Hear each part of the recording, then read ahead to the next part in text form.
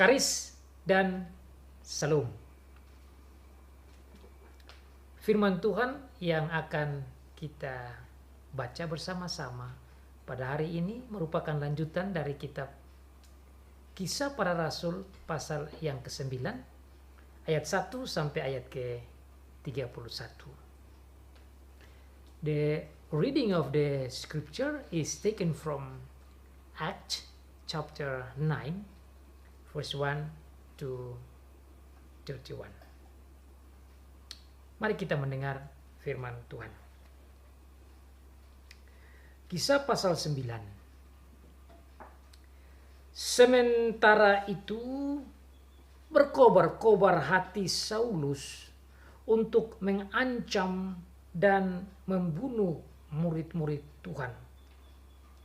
Ia menghadap imam besar dan meminta surat kuasa daripadanya untuk dibawa kepada majelis Yahudi di Damsyik, supaya jika ia menemukan laki-laki atau perempuan yang mengikuti jalan Tuhan, ia menangkap mereka dan membawa mereka ke Yerusalem.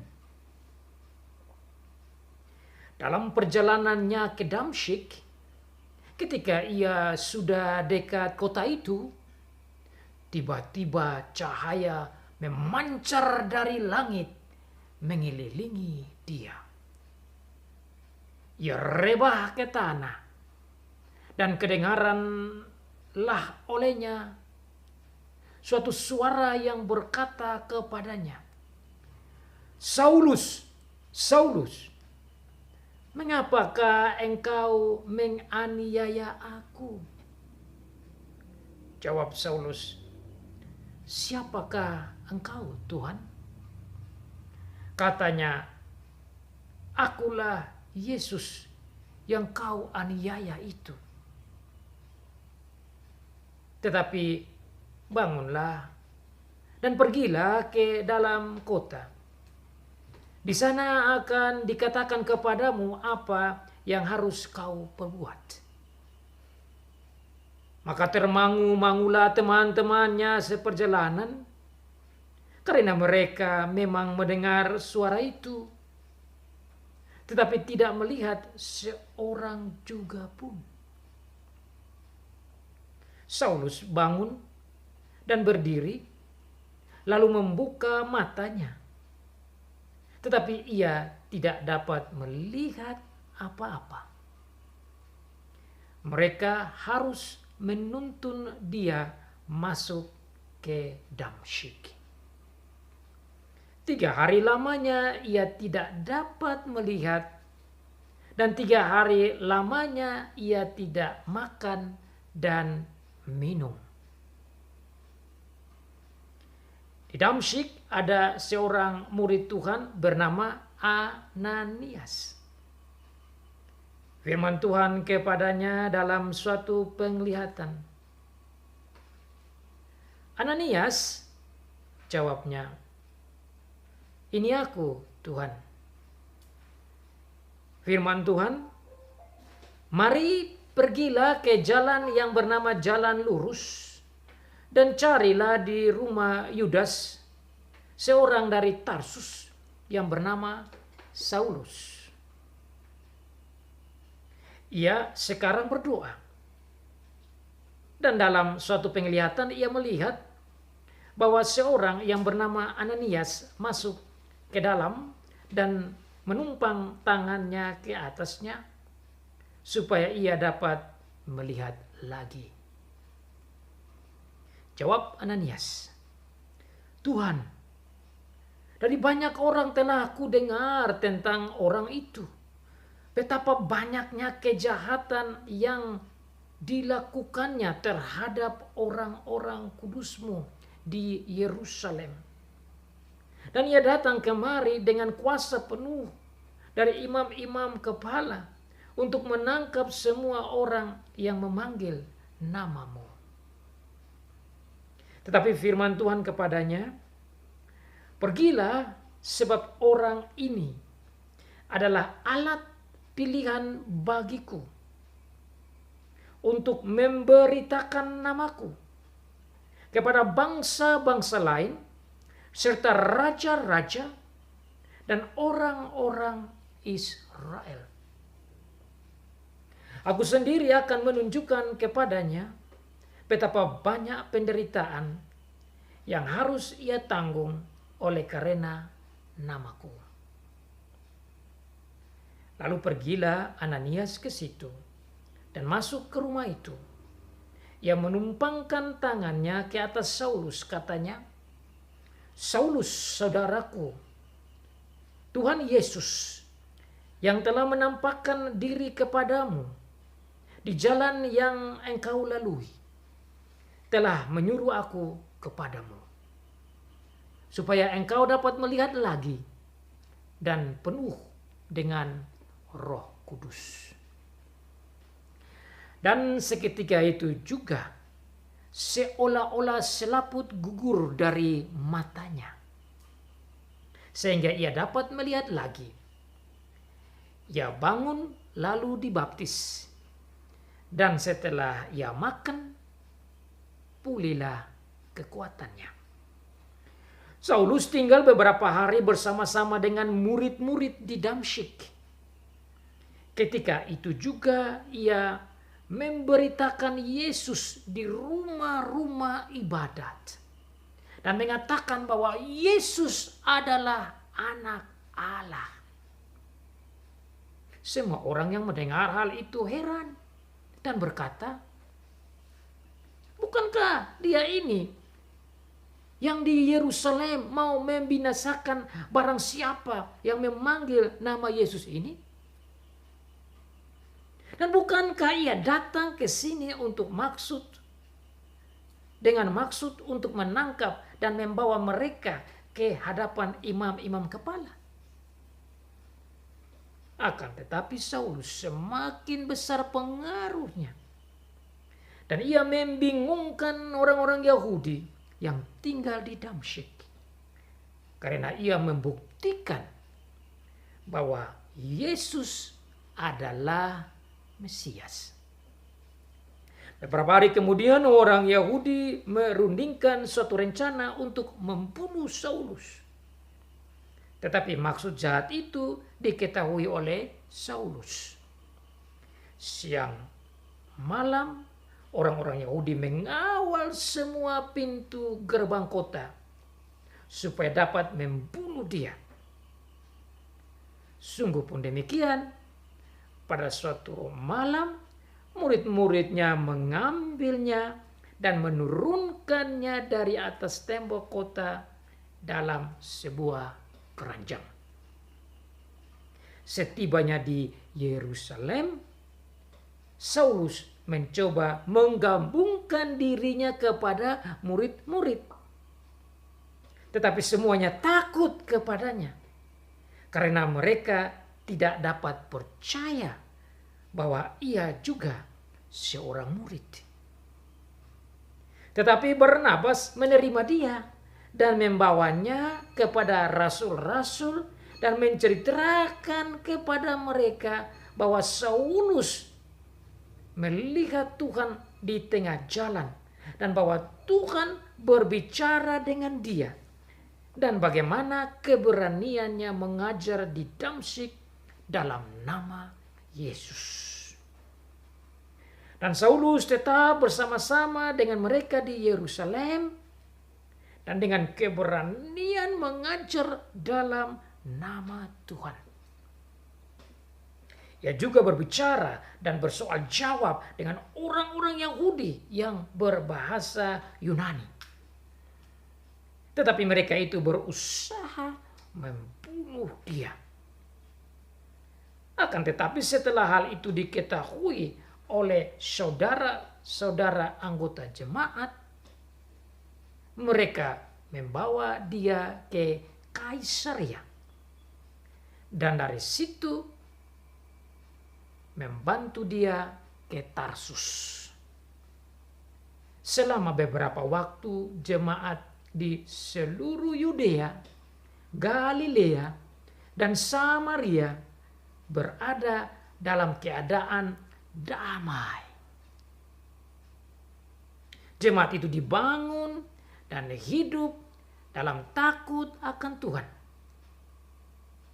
Jumlahnya makin bertambah besar oleh pertolongan dan penghiburan Roh Kudus. Demikianlah jauh pembacaan firman Tuhan. Diberkati bagi setiap anak Tuhan yang membaca, yang mendengar, dan melakukan firman Tuhan. So far, the reading of the Word of God. Blessed are he who hears, who listen, who obeys the Word of God.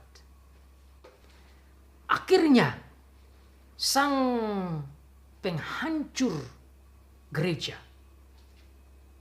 penganiaya gereja, bertobat. Kok bisa ya? Finally, the church destroyer, the church persecutor repented. How could that possible? I'm going to share with you that's possible. Saya akan membagi kepada saudara-saudara bagaimana seorang penghancur gereja, seorang penganiaya gereja, bahkan pembunuh jemaat Tuhan yang berikhtiar jahat bisa bertobat, bisa berubah, dan bisa menjadi alat dalam tangan Tuhan yang luar biasa. Saudara yang mendengar khotbah ini, semoga dengan apa yang saya sampaikan, saudara dan saya bisa belajar betapa luar biasanya Tuhan.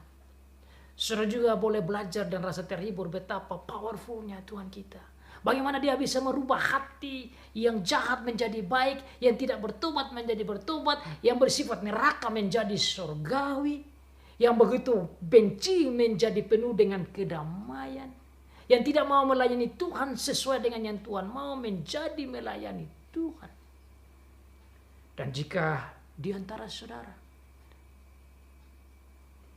anak saudara, suami saudara, istri saudara, adik saudara, kakak saudara, teman saudara, atau siapa saja juga yang lagi bergumul di dalam ketidak bertobatnya saudara kita, atau oleh karena kejahatan-kejahatan yang sedang dibuat dan merasa bahwa sepertinya tidak mungkin, berikan kekuatan dan hiburan dan jalan keluar bagi kita. Saulus yang kemudian bernama Paulus, sebelumnya diberitakan oleh Alkitab dan oleh dirinya sendiri betapa dia adalah seorang penghancur gereja. Dalam pasal yang sebelumnya saudara bisa melihat, dalam pasal yang ke-7 ayat yang ke-56, ayat yang ke-58, 57 sampai terakhir bahkan dalam pasal yang ke-8 menceritakan sedikit tentang siapa ini Paulus dan bagaimana dia sudah terlibat di dalam persidangan Sanhedrin untuk membunuh Stefanus.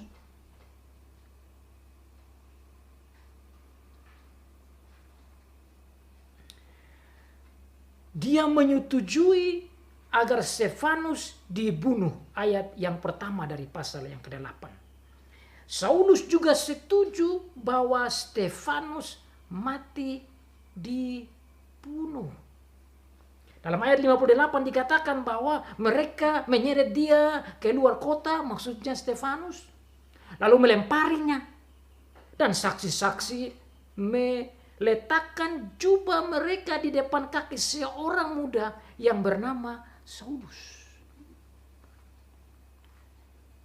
Jadi tatkala Stefanus dibunuh, Saulus terlibat. Saulus menjaga jubah-jubah mereka. Saulus juga terlibat memberikan suara untuk membunuh Stefanus. Dalam pasal yang ke-9, ayat yang pertama, menjelaskan bagaimana jiwa dan keadaan dan pola pikir dan perencanaan seorang Saulus di dalam menghancurkan, membasmi gereja Tuhan. So from chapter 9 here, verse 1, compare with chapter 8, verse 1, and chapter 7, verse 58, tells us about how Saulus was involving in killing Stephanus. So in chapter 9 even telling us about how he's planning and his desire to destroy, even killing the Christians, the disciples of Jesus, the believers.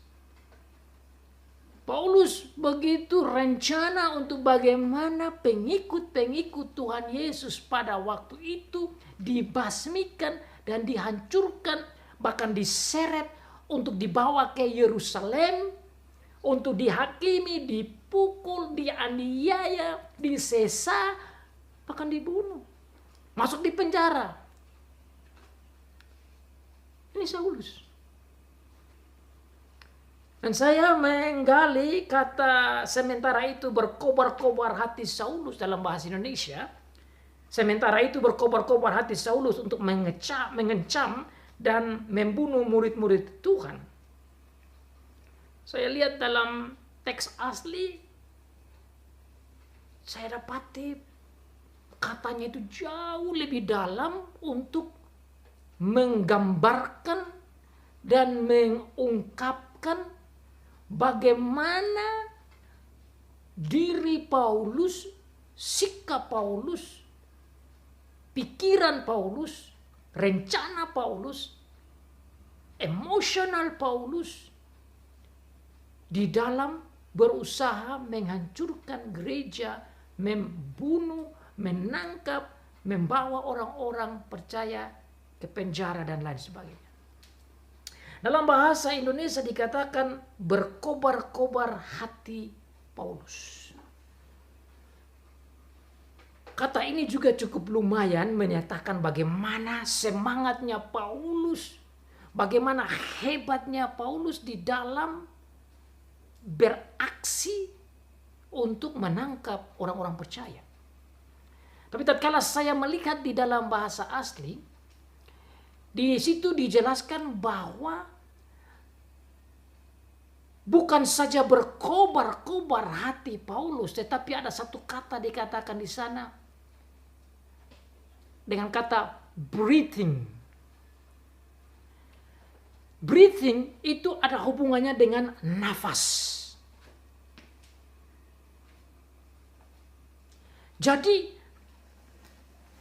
penerjemahan yang saya pikir lebih kena dan lebih cocok dengan keadaan yang dimaksud dalam bahasa asli, yaitu bahwa sementara itu Paulus punya nafas itu penuh dengan ancaman, penuh dengan pembunuhan. Nah, itu yang saya dapati. Hati, tetapi dikatakan bukan hati saja tapi nafas, breathing. Itu bahasa aslinya gitu, breathing. Jadi saudara bisa bayangkan bahwa dikata ungkapan breathing atau nafas, ini berarti Paulus ini bukan saja hatinya berkobar, tetapi bahkan alunan nafasnya itu penuh dengan ancaman.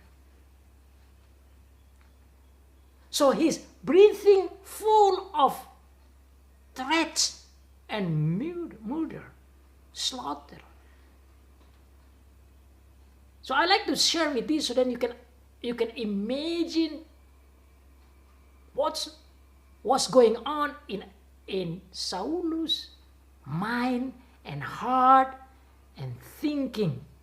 Saya ungkapkan ini supaya saudara saya bisa bayangkan bagaimana sikap emosinya dan pikirannya dan rencananya, energinya yang dia punya karena dikatakan breathing with threats.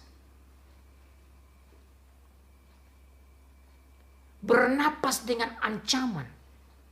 Itu berarti hatinya, pikirannya, sikapnya seperti nafas hampir tiap detik. Itu mau dikatakan bahwa hampir setiap detik, menit orang ini penuh dengan program dan action penghancuran gereja.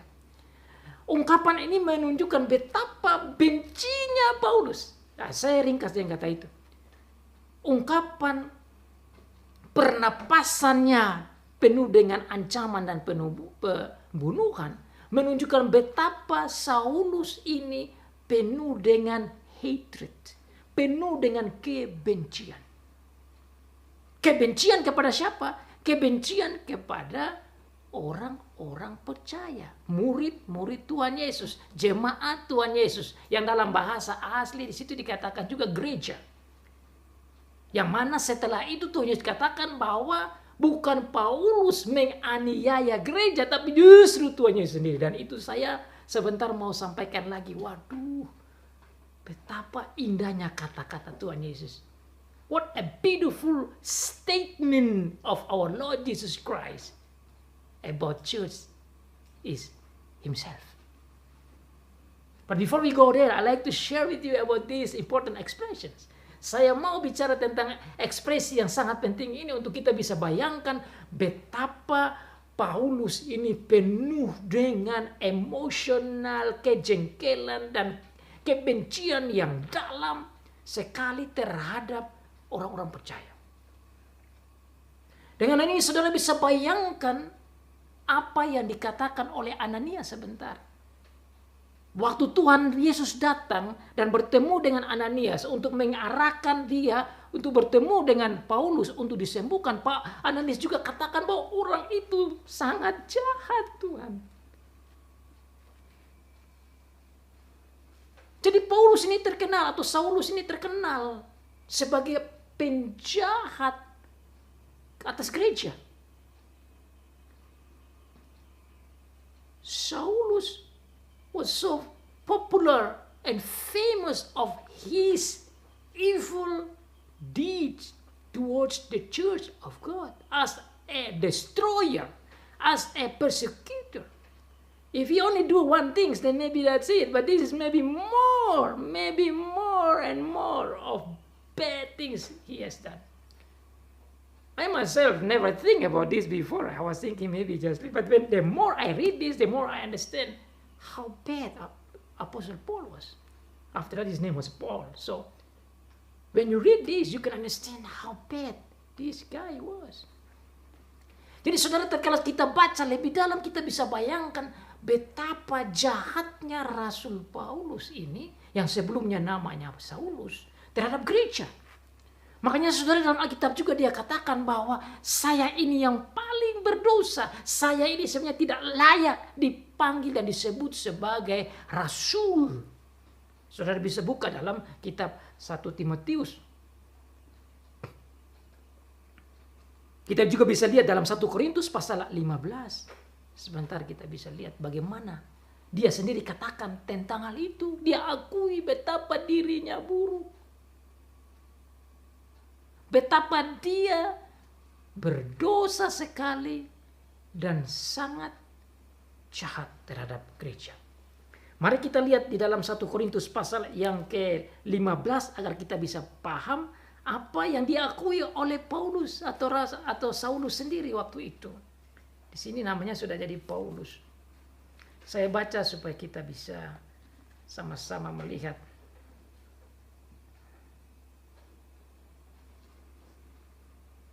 1 Korintus pasal yang ke-15 ayat yang ke-9 sampai 13.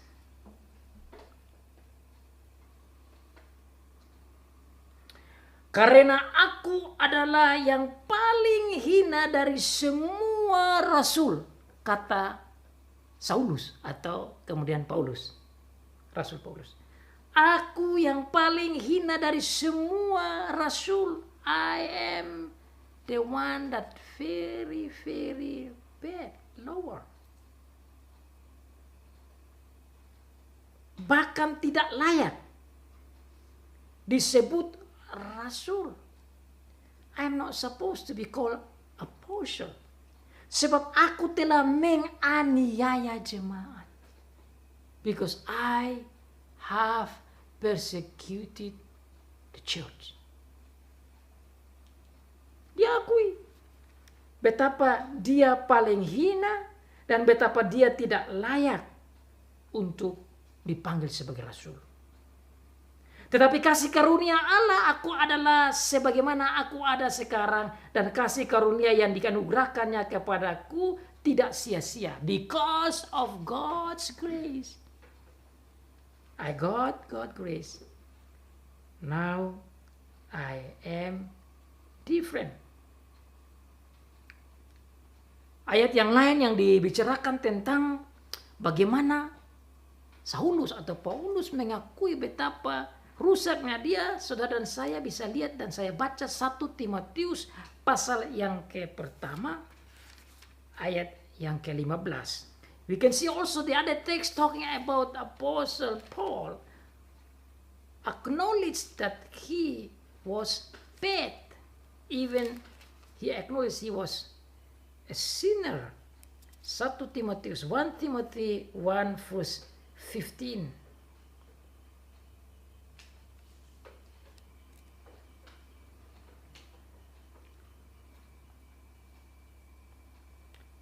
Perkataan ini benar dan patut diterima sepenuhnya. Kristus Yesus datang ke dunia untuk menyelamatkan orang berdosa dan diantaranya akulah yang paling berdosa. I am the most sinner. I am the one that commit highest sin. Saya yang paling berdosa. Tetapi justru karena itu aku dikasihani agar dalam diriku sebagai orang yang paling berdosa, Yesus Kristus menunjukkan seluruh kesabarannya. Dua teks ini menunjukkan betapa Saulus atau Rasul Paulus mengakui kejahatannya, mengakui kesalahannya. So you see, these two texts prove that he was a big sinner compared to the other apostles.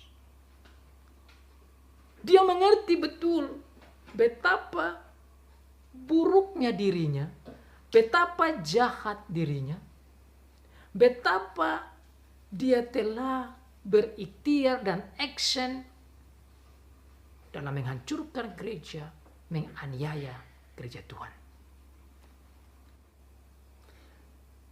Jadi kita lihat betapa buruk dan betapa jahatnya Saulus. Makanya dikatakan saya ini tidak layak disebut atau dipanggil rasul. Karena saya paling berdosa. I'm the worst compared to the others apostles. I am not deserved to be called as an apostle. Saya tidak layak dipanggil sebagai rasul.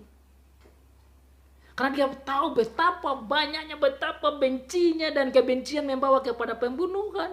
Betapa dia begitu mengadakan tindakan-tindakan yang membahayakan, menganiaya, bahkan mengarah pada kematian umat Tuhan, jemaat Tuhan. Hal ini perlu kita renungkan supaya kita bisa lihat bagaimana dalamnya kasih karunia dari Tuhan yang mau memilih orang seperti Saulus atau kemudian Paulus. Saya ingin membagi kepada saudara bagaimana Saulus atau Rasul Paulus kemudian menyampaikan tentang perbuatan-perbuatan jahatnya terhadap gereja. Saudara saya bisa buka dalam Kisah Para Rasul pasal 22. Let us go to Acts chapter 22 to see how the Apostle Paul himself acknowledged all his evil deeds toward the church. Let's read. Mari kita baca dalam Kisah Para Rasul pasal 22. Kita langsung lihat di ayat yang keempat. Dan aku telah menganiaya pengikut-pengikut jalan Tuhan. Pengikut jalan Tuhan ya jemaat Tuhan. Ya pengikut Tuhan. Ya murid-murid Tuhan. Ya orang percaya. Ya orang Kristen. Aku telah menganiaya pengikut-pengikut jalan Tuhan. Sampai mereka mati. Look at that. Lihat itu. Sampai mereka mati. Dengan kata sampai mereka mati, berarti sebenarnya dia tidak saja membunuh satu orang. Tentu dengan anggota Sanhedrin dan lain-lain, tetapi dia terlibat di dalam pembunuhan orang-orang ini. Jadi bukan saja Stefanus yang menjadi korban kematian, tetapi juga ada orang-orang yang lain yang tidak tercatat di sini. Karena dikatakan di sini jelas, aku telah menganiaya. Kata menganiaya berarti masih hidup, tetapi teraniaya dan menderita. Namun dikatakan selanjutnya bahwa mereka dianiaya sampai mati. So they were being persecuted until die. Look at that. So he was involved in murdering the believers.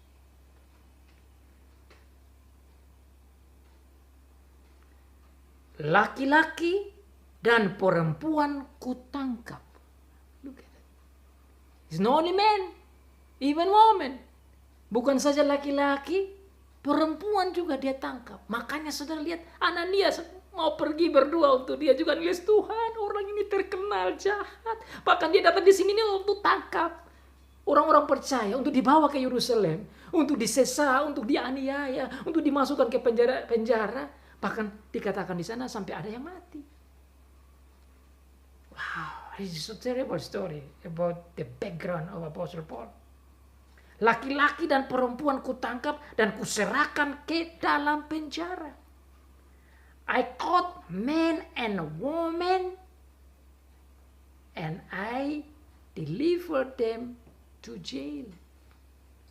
Jadi begitu bencinya dan begitu jahatnya keinginan dan rencana dan action dari Rasul Paulus sampai menyusahkan bahkan mematikan jemaat.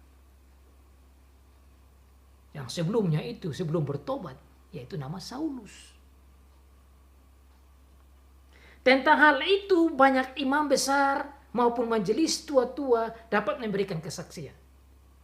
Ya dia kasih tahu waktu dia dihakimi, dia bilang, ini hal bukan saya omong kosong, saya ini juga church destroyer. Saya ini juga seperti kamu, mau menangkap orang-orang yang ikut Tuhan Yesus itu. Dan saya juga buat seperti kamu untuk menyusahkan mereka. Jadi ini bukan hal yang saya buat-buat, saya juga seperti kamu. Dan mereka aku telah membawa surat-surat untuk saudara-saudara di Damsyik. Dan aku telah pergi ke sana untuk menangkap penganut-penganut jalan Tuhan dan yang terdapat juga di situ dan membawa mereka ke Yerusalem untuk dihukum. Jadi teks ini menunjukkan kepada kita bagaimana planning and action dari Saulus di dalam mendestroy, menghancurkan gereja Tuhan Yesus. Kenapa saya sebut ini? Dengan menyebut ini, saudara dan saya bisa bersama-sama membayangkan betapa jahatnya Saulus waktu itu terhadap gereja. Saudara dan saya juga bisa lebih membayangkan lebih dalam kalau kita bayangkan kita ada di situ. Kita ada di Yerusalem dan datang saudara kita, keluarga kita datang ditangkap dan diderek dan ditarik dan dibawa ke penjara dan dianiaya. Saudara dan saya bisa bayangkan itu. Kalau saudara dan saya ada di Damsyik, saudara bisa bayangkan itu. Bagaimana Saulus ini bersama dengan pasukan. Dia bukan datang sendiri. Karena dalam cerita itu dikatakan dia datang dengan teman-teman, dengan pasukan-pasukan itu. Kalau dia dapat surat dari Sanhedrin, dia pergi dan dia action dengan gunakan power itu, dihancurkan. Jadi saudara, ini hal yang sangat mendebarkan hati, bisa juga menakutkan, mengkhawatirkan karena penganiayaan yang terjadi. Sekarang kita mendengar cerita banyak terjadi juga. Bagaimana orang percaya dianiaya. Bagaimana saudara dan saya bisa alami penganiayaan, bisa masuk di penjara, bisa dipukul, bisa juga sampai mati saudara kita atau diri kita sendiri. Jadi cerita ini bisa kita lihat untuk kita aplikasikan dalam kehidupan kita. Di mana saja kita berada. You can apply the story of the Bible, of the life of Apostle Paul or Saulus before. When we are facing the persecution, when we are facing the difficult situation of non-believers and thinking that how could this possible? Why I follow Jesus and I have this problem, I have this hard time. Why we follow Jesus and we have our time to build the church? Why we follow Jesus but we get hate? We got problem, we got difficulties, we got tension, we got oppression from non-believers. Why this is important? Then we can learn that things like this not happen by chance. Not happen by chance or by chance in English. Tidak ada yang terjadi secara kebetulan. Tuhan mengetahui ini semua. Kenapa ini Tuhan mengetahui? Kita lihat kembali kepada teks.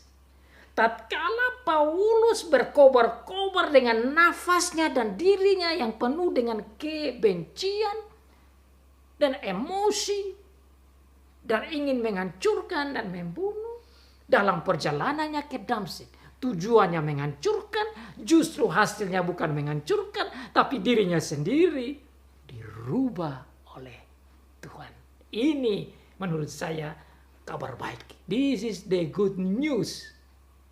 That God changed the evil man to be a good man. God changed a church destroyer to be a church builder. Amazing, isn't it? Ini luar biasa bukan? Ini penting. Dan kalau saudara menghadapi orang yang ingin menganiaya, menyusahkan, benci kita, saudara, kita berdoa.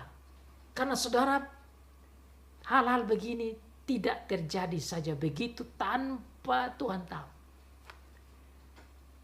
Peristiwa ini membuktikan bahwa aniaya demi aniaya yang dibuat oleh Saulus dan teman-temannya ada di dalam recording dari Tuhan. All these evil things that done by Saulus and his friends were recorded by God, recorded by Jesus. And that's why when Jesus came to Saulus, he said, Saulus, Saulus, why did you destroy me? Nah, ini penting saudara, tatkala Tuhan Yesus datang dan bicara, ini penting, ini menunjukkan bahwa gereja ada di dalam pengawasan, pengontrolan, perhatian, perlindungan, pengontrolan Tuhan Yesus detik per detik. Bagi kita yang percaya ini perlu dicatat. Saya baca bagaimana Tuhan Yesus berkata. Dalam perjalanannya ke Damsyik, ketika ia sudah dekat di kota itu, tiba-tiba cahaya memancar dari langit mengelilingi dia. Dalam pasal yang lain dikatakan cahayanya itu lebih besar, kuat dari matahari. Dan dikatakan waktu itu terjadi pada siang hari. Jadi saudara bisa bayangkan ada matahari, cahaya datang lebih lagi dari matahari. Ini cahaya surgawi dan dia alami sendiri. Itu di dalam pasal yang lain. Yang nanti ada waktu saudara bisa baca di rumah atau di diri sendiri. Ia rebah ke tanah dan kedengaran olehnya suatu suara yang berkata kepadanya, Saulus, Saulus, mengapa engkau menganiaya aku? Dalam pasal yang lain, tatkala Saulus menyampaikan cerita tentang ini, dalam pasal ke-22 dan pasal yang lain, tatkala dia menyampaikan tentang keadaan itu, dia menyampaikan bahwa yang rebah bukan dia saja, pengikut-pengikutnya juga rebah. Jatuh orang-orang yang kawan-kawan yang bersama dengan dia. Tapi yang saya mau fokuskan di sini, saudara, dikatakan kata Tuhan Yesus, Saulus, Saulus, mengapa engkau menganiaya aku? Saulus, Saulus, why do you destroy me? Mengapa engkau menganiaya aku? Tuhan Yesus tidak bilang, Saulus, Saulus, mengapa engkau menganiaya gereja? Nah, ini bagus, saudara. Ini bagus untuk kita. Jadi Tuhan Yesus menggunakan nama gereja dengan dirinya. Itu berarti siapa yang menganiaya gereja, menganiaya Tuhan Yesus. Wah, that's beautiful. That's very important. Siapa yang membenci gereja, membenci Tuhan Yesus. Siapa yang menghancurkan gereja, menghancurkan Tuhan Yesus. Siapa yang menyesah gereja, menyesah Tuhan Yesus. Kalau kata gereja, saudara pikir, wah terlalu besar. Ini gereja, ini Tuhan Yesus tidak bicara tentang a church as a building. Dia tidak bicara tentang gereja sebagai suatu bangunan. Dan Paulus juga bicara tentang penghancuran. Dia tidak bicara tentang dia pergi hancurkan bangunan. Yang dia bilang itu dia pergi, itu dia hancurkan. Itu manusia, pengikut. This is important for us to remember and to think. It's not about the building, but about the people. So when someone is being persecuted, actually, the one who persecuted is not that guy, but also to Jesus. Jadi saudara, mari kita aplikasikan ini kepada diri kita sendiri.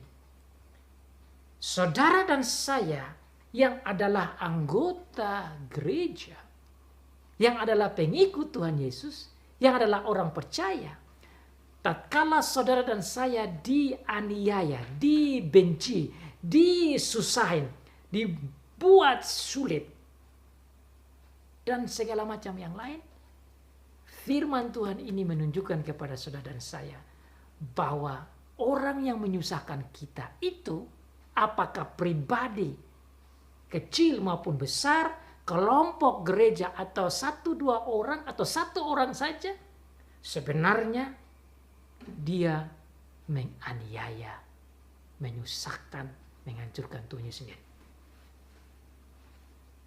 Dan saya mau menarik kesimpulan di sini bahwa sebenarnya gereja adalah Tuhan Yesus. Maka tatkala saudara dan saya menjadi percaya, saudara dan saya menjadi anggota tubuh Tuhan Yesus, dan itu ungkapan yang sering dipakai. Gereja adalah tubuh Tuhan Yesus. The church is the body of Christ. So when you destroy the body, even one body, part of the body of Christ, you destroy it, you persecute Christ himself. Tatkala ada orang yang datang menganiaya salah satu anggota dari gereja, dari tubuh Tuhan Yesus, dia sebenarnya menghancurkan, menganiaya Tuhan Yesus sendiri. Ini adalah hiburan. This is comfort for us. That you are Christ. And Christ is actually you. Saudara adalah bagian dari tubuh Tuhan Yesus. Dan Tuhan Yesus melihat bahwa gereja adalah tubuhnya sendiri. Makanya dikatakan di sana, siapakah engkau? Kata Saulus kepadanya, siapakah engkau Tuhan? Katanya, akulah Yesus yang kau aniaya. Look at that. I am Jesus that you are persecuting. Jadi Tuhan Yesus tidak bilang bahwa siapa aku, dia tidak bilang saya ini adalah orang Yesus, orang Nazaret itu yang lagi dikhotbahkan. Tuhan Yesus tidak bicara itu. Tuhan Yesus justru katakan, saya ini yang kau aniaya. Dengan berkata begini, Tuhan Yesus mau jelaskan kepada Saulus. Saulus bertobat, kamu lagi jalan salah. Kamu telah melakukan hal yang tidak tepat dan sekarang saya datang bertemu dengan engkau supaya engkau melihat bahwa engkau melakukan kejahatan terhadap diriku. Engkau melakukan kejahatan kepada aku. Jadi saudara-saudara, ini hiburan yang super luar biasa. Tatkala kita berada dalam kesulitan, tatkala kita menghadapi penganiayaan, tatkala kita menghadapi ketidakadilan, tatkala kita menghadapi orang yang membenci kita, tatkala kita dalam kesusahan, tatkala kita mengalami penderitaan karena Tuhan Yesus. Dan menurut saya, dengan firman Tuhan ini menunjukkan bahwa saudara dan saya dipelihara. Dan saudara dan saya ada dalam genggaman Tuhan Yesus. Sama seperti yang dikatakan dalam kitab Wahyu, bahwa gereja ada dalam tangan Tuhan Yesus. Bahkan dalam tangan kanan Tuhan Yesus yang selalu melindungi, yang selalu memperhatikan, selalu care. Dan tatkala dia ada di sebelah kanan, tangan kanannya, berarti itu dekat dengan hatinya. Saudara lihat sendiri, meskipun gereja, jemaat, ada yang dianiaya dan sampai mati dan sampai masuk penjara, tapi itu bukan berarti bahwa itu terlepas dari pengawasan, perlindungan, perhatian Tuhan Yesus. Ada yang Tuhan Yesus izinkan itu supaya mereka kembali ke Tuhan Yesus. Tetapi ada juga yang Tuhan Yesus lihat dan pelihara dengan cara-cara Tuhan. Bahwa tidak ada satu jemaat pun, satu orang pun yang percaya yang ada di luar kepedulian dan perhatian, supervise and care of our Lord Jesus Christ. Saya kira saudara saya harus bersyukur dan berterima kasih karena kita memiliki Allah seperti ini. Di dalam firman Tuhan juga katakan bahwa dia tidak pernah tertidur, dia tidak pernah terlelap. Saudara dan saya tertidur, terlelap, capek, tapi dia tidak. Dia mengawasi dan melihat satu persatu umat Tuhan sampai dia datang kembali. Dan orang yang menyusahkan gereja pun, dia bisa rubah untuk bertobat. Even the church destroyer, even the evil one, even church persecutor that very, very evil, like Saulus, God still can change. God still can take him back and make him as a believer, as a new creation.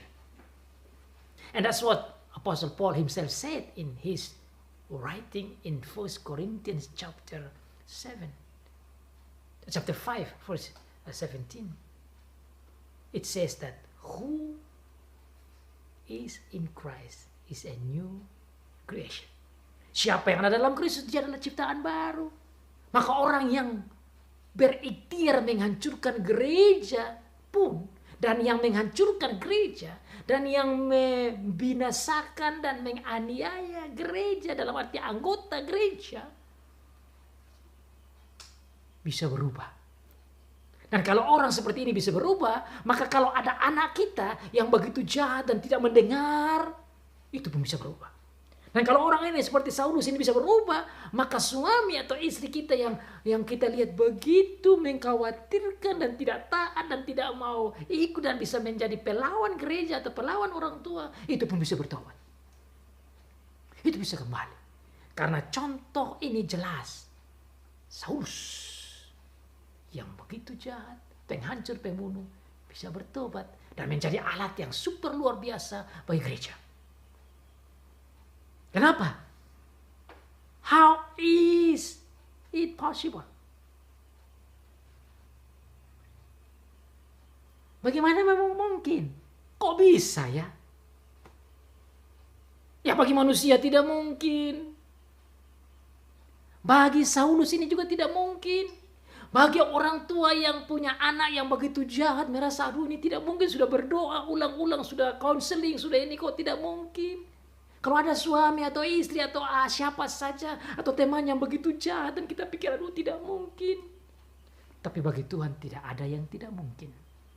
With God, nothing is impossible. How? Bagaimana? Saudara lihat di sana. Tatkala Tuhan datang bertemu dan katakan bahwa engkau harus pergi dan akan bertemu dengan Ananias. Dan Tuhan pergi berbicara dengan Ananias bahwa engkau harus pergi bertemu dengan Saulus yang sedang berdoa. Dan tumpangkan tangan ke atasnya dan dia akan sembuh. Dan Ananias pergi ke sana dan nyatakan itu kepada Saulus. Dan mata Saulus yang menjadi buta menjadi terbuka dan melihat.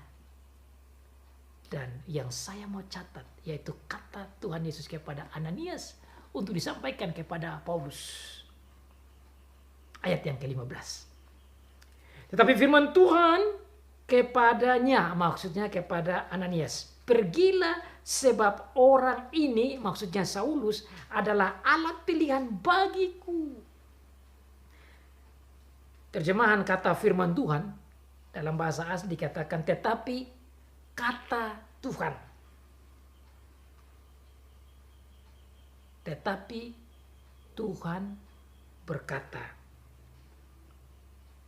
Tuhan berbicara. Tuhan Yesus berbicara kepada Ananias. Pergilah sebab orang ini adalah alat pilihanku. A vessel of choice.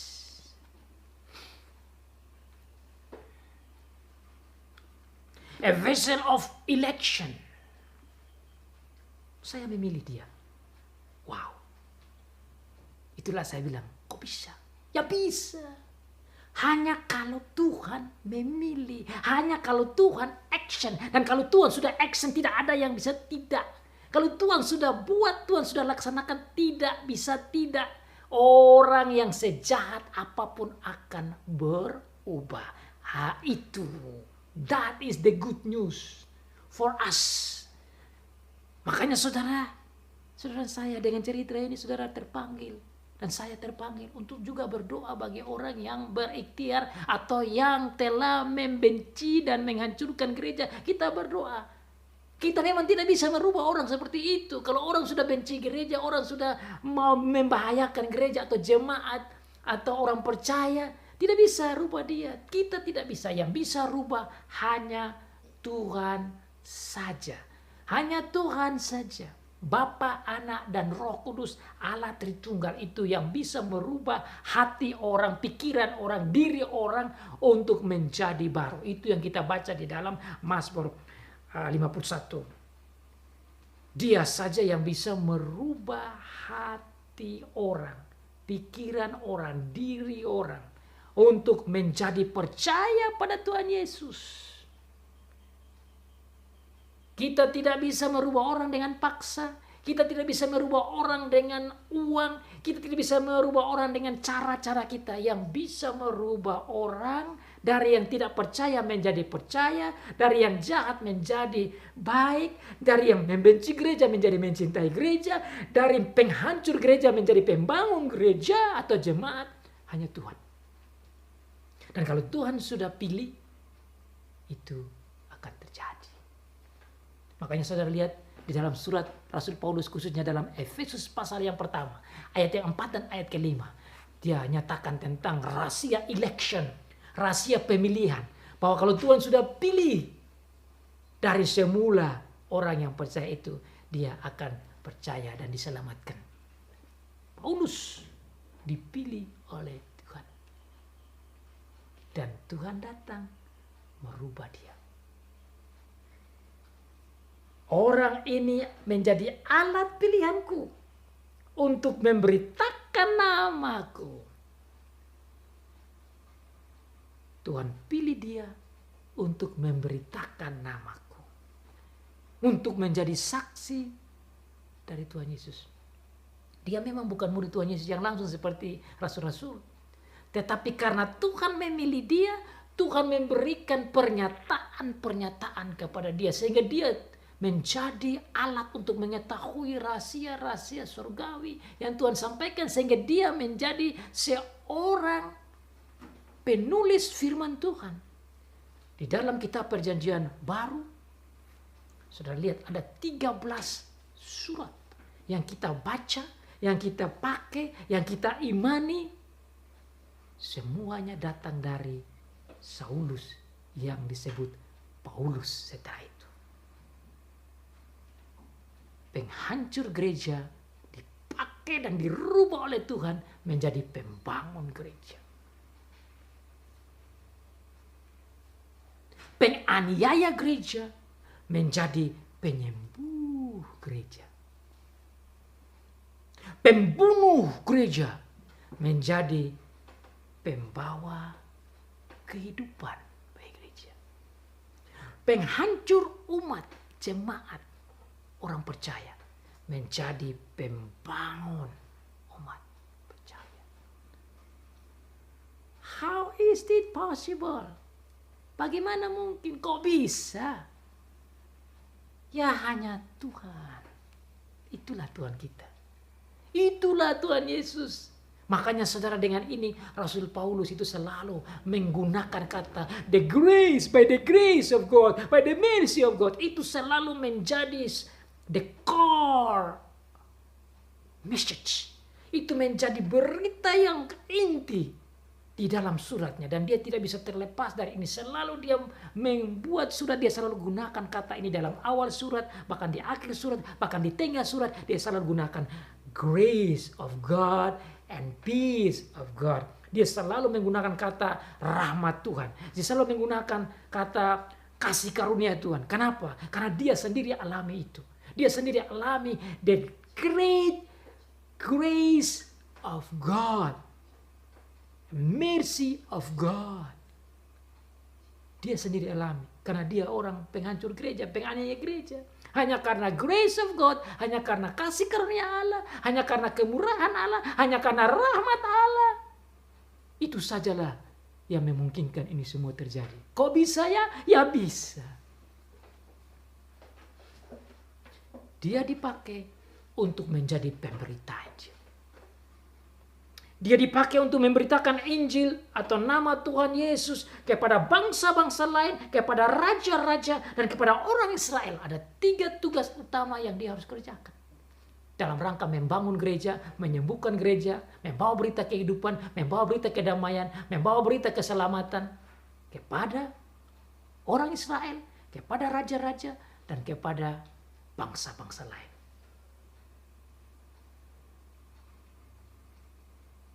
Dia setelah bertobat dan dibaptis, dalam pasal 22 dikatakan setelah itu dia dibaptis, Dan setelah dia dibaptis di Damsyik, dia langsung menjadi orang baru. Dan dia langsung berdiri, dan dia langsung berkhotbah, dia langsung mengajar, dia langsung memberitakan tentang Tuhan Yesus. Saudara lihat dalam ayat yang ke-19.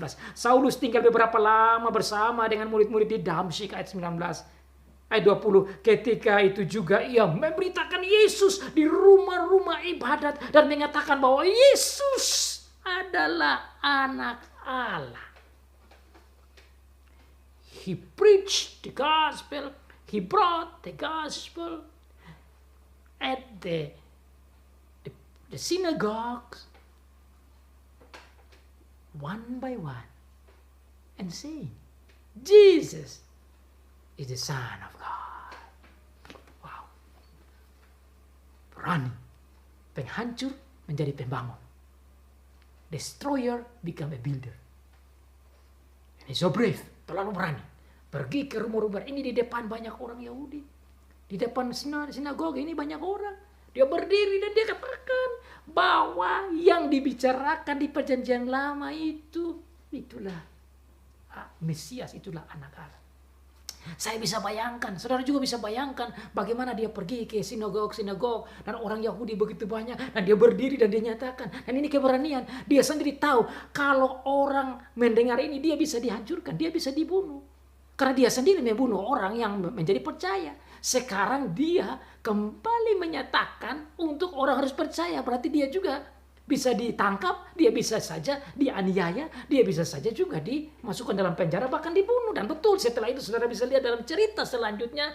The next story you can see how they tried to destroy him, to kill him. Orang-orang Yahudi mau membunuh dia seterusnya, cerita selanjutnya. Tetapi dia tidak takut, dikatakan dengan berani dia nyatakan bahwa Yesus itu adalah anak Allah. Luar biasa. Luar biasa. Kenapa bisa begini? Karena memang Tuhan. Dan kalau Tuhan sudah rubah hati kita, saudara, kita itu akan berani beritakan Injil. Tidak takut lagi, kita berani untuk menyatakan bahwa Yesus adalah anak Allah. Dan semua orang yang mendengar hal itu heran dan berkata, bukankah dia ini yang di Yerusalem mau membinasakan barang siapa yang memanggil nama Yesus ini? Dan bukankah ia datang ke sini, maksudnya ke Damsyik, dengan maksud untuk menangkap dan membawa mereka ke hadapan imam-imam kepala? Akan tetapi Saulus semakin besar pengaruhnya. Dan ia membingungkan orang-orang Yahudi yang tinggal di Damsyik. Karena ia membuktikan bahwa Yesus adalah Mesias. He proved to them that Jesus is the Messiah. You need a courageous heart. Ini membutuhkan keberanian yang luar biasa. Hanya orang yang telah dirubah dan dipimpin dan dibimbing oleh Tuhan sajalah yang berani berdiri dan menjelaskan dan berkhotbah bahwa Yesus adalah anak Allah, bahwa Yesus adalah Mesias di depan orang Yahudi yang menolak Yesus sebagai Mesias. Hanya Tuhan sajalah yang bisa buat itu. Dan saudara dan saya juga mendapat berkat dari dia. Dari Tuhan lewat dia. Lewat tulisan-tulisan firman Tuhan. Yang Rasul Paulus tulis. Yang dia peroleh dari Tuhan. Dalam pasal yang ke-22 dijelaskan tentang bagaimana dia mendapat pernyataan-pernyataan dari Tuhan. Lalu katanya, ini kata Rasul Paulus menjelaskan kepada orang-orang Yahudi, Allah nenek moyang kita, dari pasal 22 ayat 14, telah menetapkan engkau untuk mengetahui kehendaknya, untuk melihat yang benar dan mendengar suara yang keluar dari mulutnya. Sebab engkau harus menjadi saksinya terhadap semua orang tentang apa yang kau lihat dan kau dengar. Ini kata Ananias kepada Saulus atau Paulus. Dan sekarang mengapa engkau masih ragu-ragu? Bangunlah, berilah dirimu dibaptis dan dosa-dosamu disucikan sambil berseru kepada nama Tuhan. Sesudah aku, kata Paulus, sesudah aku kembali di Yerusalem dan ketika aku sedang berdoa di dalam bait Allah, rohku diliputi oleh kuasa ilahi Dan aku melihat dia yang berkata kepadaku, lekaslah, segera tinggalkan Yerusalem, sebab mereka tidak akan menerima kesaksianmu tentang aku. Selanjutnya dalam ayat yang ke-20 dari pasal 22 dikatakan, dan ketika darah Stefanus saksimu itu ditumpahkan, aku ada di situ dan menyetujui perbuatan itu, dan aku menjaga pakaian mereka yang membunuhnya. Tetapi kata Tuhan kepadaku, pergilah, sebab aku akan mengutus engkau jauh dari sini kepada bangsa-bangsa lain. Saulus atau Paulus, setelah bertobat, dia langsung mengambil waktu di Damsyik, langsung action, memberitakan firman Tuhan di Damsyik kepada orang-orang Yahudi. Dari situ dia pergi ke Yerusalem. Dia juga action di sana, meskipun orang-orang rencana untuk membunuh dia, tapi murid-muridnya menggunakan keranjang untuk memindahkan dia masuk ke Yerusalem. Dan waktu dia masuk ke Yerusalem, dia lagi memberitakan firman Tuhan, dan dia pergi untuk bergabung dengan murid-murid atau orang-orang percaya yang lain. Tetapi justru mereka takut, mereka tidak percaya bagaimana orang ini bisa datang, orang yang jahat ini. Dan itulah sering terjadi begitu. Orang tidak siap menerima orang yang baru bertobat karena ketakutan dengan kejahatan-kejahatan yang sudah dibuat. Tetapi dikatakan di sana, Barnabas menerima dia dan bawa dia ke rasul-rasul. Dan kemudian dia menyatakan tentang bagaimana Tuhan merubah dia. Bagaimana Tuhan Yesus sendiri datang dan merubah dia dan menyatakan diri tentang Tuhan Yesus sendiri. Nah, seperti yang Tuhan katakan, dia akan menjadi alat untuk memberitakan firman di Israel, bagi bangsa Israel. Dan dia action dengan berani menyatakan firman Tuhan bahwa Tuhan Yesus adalah anak Allah dan adalah Mesias. Kemudian mereka membawa dia ke Kaisarea untuk dibawa ke Tarsus. Kenapa ini disampaikan? Ini supaya menunjukkan kepada kita apa yang Tuhan katakan di dalam ayat yang ke-15. Bahwa dia yang telah Tuhan pilih menjadi alat untuk memberitakan Injil kepada orang Israel, tetapi juga kepada orang-orang non-Israel, yaitu bangsa-bangsa lain atau non-Yahudi. Maka dia sampai di sana, dia memberitakan firman Tuhan yang saudara bisa lihat dalam cerita selanjutnya, dalam pasal-pasal selanjutnya. Disampaikan bagaimana Rasul Paulus mulai keluar dari Tarsus, pergi ke Asia, pergi ke Eropa, sampai ke Roma dan balik dalam perjalanan misinya. Luar biasa, Tuhan pakai dia membawa berita Injil ke bangsa-bangsa yang lain. Bahkan selain itu juga Tuhan katakan bahwa dia juga akan menjadi alat untuk memberitakan Injil ke raja-raja. Salah satunya saudara bisa lihat dalam catatan firman Tuhan tatkala dia memberi kesaksiannya kepada Raja Agripa. Saudara bisa lihat dalam pasal yang ke-26. Saya tidak ada waktu untuk baca itu, tapi saudara bisa membaca di rumah bagaimana apa yang Tuhan katakan digenapi. What God has said in His word, that He will become a vessel in God's hand to bring the gospel to the Jews, Israelite, and to other nation and to the kings. He fulfilled. Firman Tuhan ini menunjukkan kepada kita bahwa kalau Tuhan omong, tidak ada yang tidak terjadi. Kalau Tuhan katakan, tidak ada yang tidak digenapi. Manusia boleh omong dan tidak bisa digenapi. Manusia boleh janji dan tidak bisa digenapi. Manusia boleh nyatakan dan tidak terwujud. Tapi kalau Tuhan sudah omong, tidak ada yang tidak digenapi.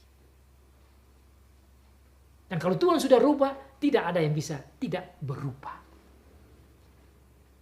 Saudara, bukan saja Paulus yang berubah. Dalam sejarah Alkitab, dari perjanjian lama sampai perjanjian baru, ada begitu banyak cerita yang kita bisa ambil. Orang yang tidak percaya menjadi percaya, orang yang berdosa dan bertobat. Salah satu contoh yang saya bisa kasih kepada saudara untuk kita lihat bagaimana bahkan orang yang begitu jahat, Tuhan Yesus bisa rubah dan dia diselamatkan. Yang tidak ada harapan akhirnya menjadi harapan. Orang yang itu, yaitu yang ada di sebelah kanan atau samping Tuhan Yesus yang disalibkan. Penyamun, penjahat itu. Tatkala dia akui Tuhan Yesus sebagai Kristus, Mesias, anak Allah, Tuhan Yesus bilang, hari ini juga engkau bersama dengan aku di Firdaus. Itu berarti engkau diselamatkan. Dalam cerita saudara, ada banyak orang lagi. Contoh satu yang saya bisa sampaikan, Agustinus yang begitu jahat. Tapi Tuhan berubah dia dan Agustinus menjadi seorang hamba Tuhan yang luar biasa. Mamanya berdoa untuk dia. Selanjutnya Tuhan merubah dia dan Agustinus berubah dan menjadi salah seorang alat dalam tangan Tuhan. Bapak gereja yang sangat dipakai oleh gereja bahkan sampai sepanjang abad. Termasuk sampai ke reformasi. Sampai pada saat ini pun tulisan-tulisan Agustinus yang sebelumnya begitu rusak dan jahat. Tuhan rubah. Saudara, bagaimana dengan zaman sekarang? Tidak ada yang tidak mungkin bagi Tuhan. Saudara sudah dengar banyak cerita. Banyak orang yang menghancurkan gereja berubah menjadi pembangun gereja. Banyak orang yang berikhtiar membahayakan gereja. Tuhan membalik orang-orang seperti itu dan menjadi alat dalam tangan Tuhan. Inilah hebatnya Tuhan kita. Inilah hebatnya Tuhan Yesus. Kok bisa? Oh ya bisa. Kok mungkin? Oh ya mungkin. Saudara dan saya juga percaya dan ingat bahwa Tuhan bisa merubah kita lebih luar biasa lagi. Untuk menjadi pembangun gereja yang super berani dan luar biasa. Tidak ada yang tidak mungkin. Kok bisa? Kok bisa ya? Oh ya bisa. Tuhan berkati saudara dan saya. Amin.